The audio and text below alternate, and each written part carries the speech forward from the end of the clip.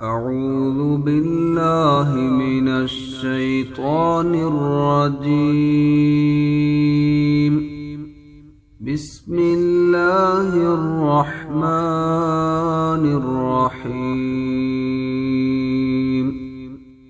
ويوم نبعث من كل أمة شهيدا ثم لا يؤذن للذين كفروا ولا هم يستعتبون.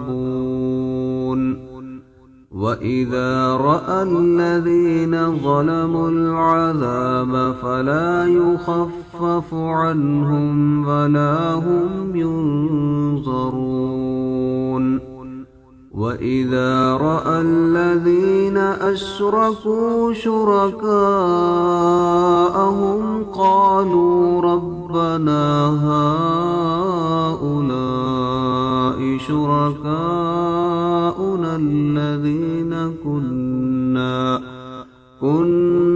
ندعو من دونك فألقوا إليهم القول إنكم لكاذبون.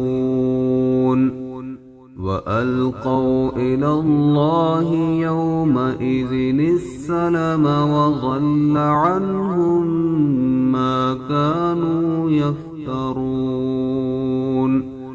الذين كفروا وصدوا عن سبيل الله زدناهم عذابا فوق العذاب بما كانوا يفسدون. ويوم نبعث في كل أمة شهيدا عليهم من أنفسهم وجئنا بك شهيدا على هؤلاء ونزلنا عليك الكتاب تبيانا لكل شيء وهدى